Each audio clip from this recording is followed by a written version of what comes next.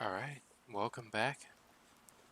Chapters 13 and 15.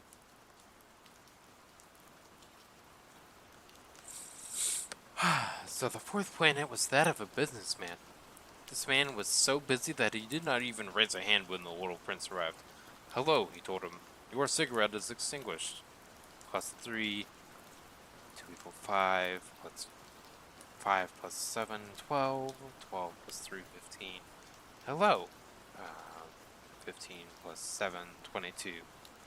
22 plus 6, 28. Time to light it up. 26 plus 50. 5 plus 531. Whew. So that's 501,622,731. 500 million, what? You're still here. 501 million of, I don't know, I have so much work. I am serious. I do not have fun with nonsense. 2 plus 7. 500 million what? Repeated the little prince, who had never given up a question in his life once he asked it. The businessman raised his head. For 54 years, I have lived in this planet. I have not been bothered more than 3 times. The first time was 22 years ago, by a cockchafer that had fallen from God knows where. He radiated a terrible noise, and I made 4 mistakes in a sum. The second time was 11 years ago by a remuthiasm crisis. I need to work out. I do not have time to go for a walk. I am serious. The third time, here it is. So I said 500 million. Million what? The businessman stood there, understood that there was no hope of peace. Million of these small things that we can see in the sky? Flies? No. The little things that shine. Bees? No. Golden little things that make lazy people daydream. But I am serious, I have no time to daydream. Ah, stars! That's right, stars. And what do you have... And what do you do with 500 million stars? 500 million... 501 million. 622,731. I am serious. I am accurate. And what do you do with those stars? What do I do? Yes, nothing. I own them. You own the stars? Yes. But I've already seen a king that... The kings do not own things. They reign over it. That's very different. Then what's the purpose of owning the stars? My purpose is to be rich. And what's the purpose of being rich? To buy other stars if someone finds. That one, the little prince said to himself, he thinks a little like my drunk man. However, he still asks questions. Can someone own the stars? Whom are they? The businessman hit back grumpy. I don't know. Anyone's. Then they're mine, because I thought of it first. Is that enough? Of course. If you find a diamond that is nobody's, it's yours. And if you find an island that's nobody's, it's yours. When you have an idea, you make a patent. It's yours. I have the stars. No one has thought to own them before me. Well, that's true, the little prince said. So what do you do? I manage them, and I recount them, and I recount them, said the businessman. It's hard, but I'm a serious man. The little prince was not satisfied yet. But if I had a scarf, and I put it around my neck, and I carry it... But you pick the stars? No, but I can put them in a bank. And what does that mean? That means I write on a piece of paper the number of my stars, and I lock my paper away in a drawer with keys. That's all? It's enough. That's funny, the little prince thought. It is quite poetic, but it is not very serious. The little prince had grown some ideas about serious things very differently than the idea of grown-ups. I have one flower that I water every day, he said. I have 3 volcanoes that I sweep every week, and because of that, because I sweep one that is active, you never know, it's useful to have volcanoes. And it's useful to my flower that I own them. but is not useful to the stars. The businessman opened his mouth, but found nothing to answer. The little prince went away. The grown-ups are definitely quite extraordinary, he said simply to himself during the trip. Chapter 14. The fifth planet was very curious. It was the smallest of all. It was just enough space to house a lamppost and a lighter. The little prince could not explain how useful somewhere in the sky on a planet without a house or population with a lamppost and a lighter. However, he said to himself, perhaps this man is foolish. However, he is less foolish than the king, than the vainglorious man, than the businessman, and then the drinker. At least his work has meaning. When he lights this lamp, he has given birth to one more star, or to a flower. When he blows out his lamp, he puts the flower or star to sleep. It's a very beautiful occupation.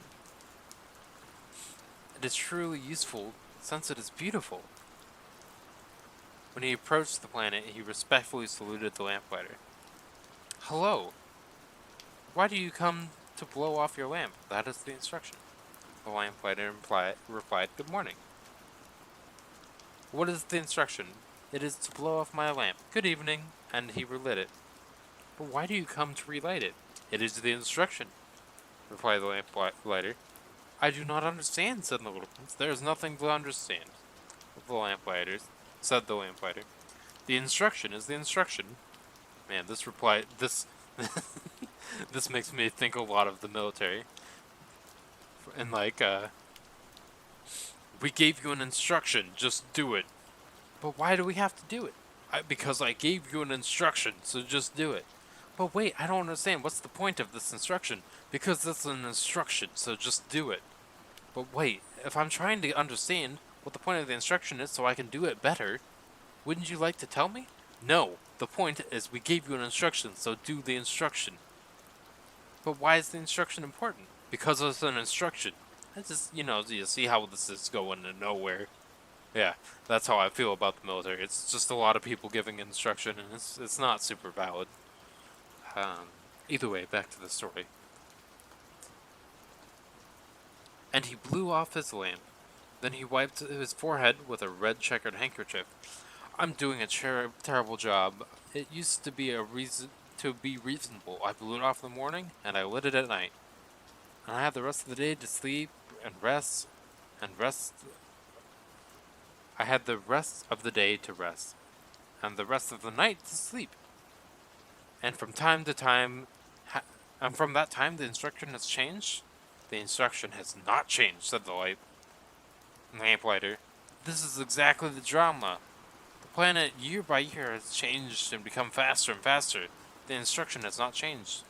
Then, said the little prince, then now it makes one revolution per minute, and I do not have a second to rest anymore. I light it, I blow it off. Once per minute. This is funny. Your days at your house last 1 minute? This is not funny at all, said the lamplighter. We have been talking for 1 month. 1 month? Yes, 30 minutes, 30 days. Good evening. He relit his lamp. Man, this is very much like the military. He relit. The little prince looked at him and he liked this lamplighter, who was so loyal to the instructions. He remembers the sunsets that he once went to look for by moving his chair. He wanted to help his friend. I know a way for you to relax. I always want, said the lamplighter. Because we can be faithful and lazy at times, the little prince continued. Your planet is so small that you go around it in 3 strides. You only have to walk slowly enough to always stay at the sun, and when you relax, you will walk, and the day will last as long as you like. It does not take me so far, the lamplighter said. It is what I like in life. Sleep. It is not luck, said the little prince. It is not luck. It is not luck, said the lamplighter. Good morning, and he lit his lamp. This one, said the little prince, as he further continued his journey. This one would be despised by all the others, by the king, by the vain man, by the drinker, by the businessman. However, he is the only one that does not seem to be ridiculous to me. It is perhaps because he takes care of things other than himself. He sighed with regret and still said, "This one is the only one I could make my friend. But his planet is really too small. There is no room for two." And the little prince did not dare to admit that he felt sorry for this blessed planet above all, because of 1,440 sunsets every 24 hours.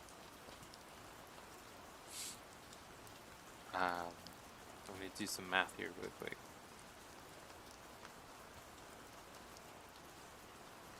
Are we already at chapter 15? Wow.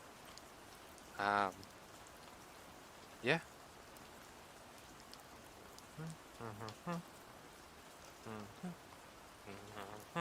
Alright, yeah, we got one more here. Wait, no. Oh man, math is difficult. Actually, this might be just a little bit longer one. So we got episode 1, 2, 3.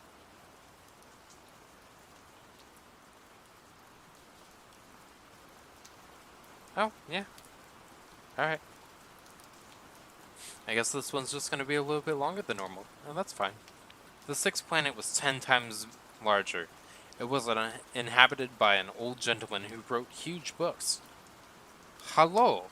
It is an explorer," he exclaimed when he saw the little prince. The little prince sat down on the table and breathed a little. He had already traveled so much. "Where do you come from?" the old gentleman said to him. "What is this big book?" said the little prince. "What do you do here?" "I am a geographer," said the old gentleman. What is a geographer?" "He is a scientist who knows where the seas, the rivers, the cities, mountains, and deserts are." "It's very interesting," said the little prince. "It's finally a real job." He casted a glance around him on the geographer's planet. He had never seen a planet so majestic. "It is beautiful, your planet. Are there oceans?" "I cannot know," said the geographer. "Ah, and mountains?" "I cannot know," said the geographer. "And cities and rivers?" "I do not know either," said the geographer. "But you are the geographer." "That's right," said the geographer. "But I am not an explorer. I absolutely need explorers. This is not the geographer who will count the cities, rivers, mountains, oceans, deserts. The geography is too important to Stroll. He does not leave this office, but he receives the explorers there. He asks them questions and takes notes of their memories. And if the memories of one seems interesting to him, the geographer will carry out an investigation of the explorer's morality." "But why would that be?" "Because if the explorer lies, he causes disasters in geography books, as well as an explorer who drinks too much." "Why?" said the little prince. "Because drinks see double. Because drunks see double. And then the geographer would write down 2 mountains when there is only one." "I know someone who," said the little prince, "who would be a bad explorer. It's possible. So when the morality of an explorer seems good, we will investigate his discovery." "Will we see it?" "No, it is too complicated, but the explorer is required to provide evidence. If, for example, it is the discovery of a huge mountain, he is required to bring large stones." The geographer was suddenly disturbed. "But wait, if you're coming from far away, you're an explorer. Describe your planet." The geographer, having opened his book, he sharpened his pencil, ready to write down the first explorer's story in pencil. We wait in order to write in ink what the explorer has then provided. "And then?" they asked the geographer. "Ah, at home," said the little prince. "It is very interesting. It is very small. I have 3 volcanoes. 2 are active, and 1 is extinct, but you never know." "You never know," said the geographer. "I also have a flower." "We do not take note of the flowers," said the geographer. "Why? It's the prettiest one." "Because the flowers are ephemeral." "What does it mean, ephemeral?" "Geography books," said the geographer, "are the most serious books of all. They are never out of style. It is very rare that a mountain moves. It's very rare that an ocean is emptied of its water. We write eternal things, but the extinct volcanoes may wake up, interrupted the little prince. What does ephemeral mean? If volcanoes are extinct, or wake up, it is the same for us, said the geography. What counts for us is the mountain. It does not change. But what does ephemeral mean? Repeated the little prince, who in his life had given up a question. Repeated the little prince, who in his life has given up a question once asked it. I think they mean has never given up a question. It means that it is treated with imminent disappearance. My flower is threatened with imminent disappearance? Of course. My flower is ephemeral? Little prince to himself, it only has 4 thorns to defend itself against the world, and I left it at home? This was his first movement of regret, but he took courage. What do you advise me to visit? He asked. Planet Earth, replied the geographer. It has a good reputation. And the little prince went away thinking of his flower. Alright, I think that's where we're going to stop for now. We would be at chapter 16, which actually is a lot farther than I expected we would be. So, yeah. I will see you next week with more. Goodbye for now. Have a nice night. Sleep well.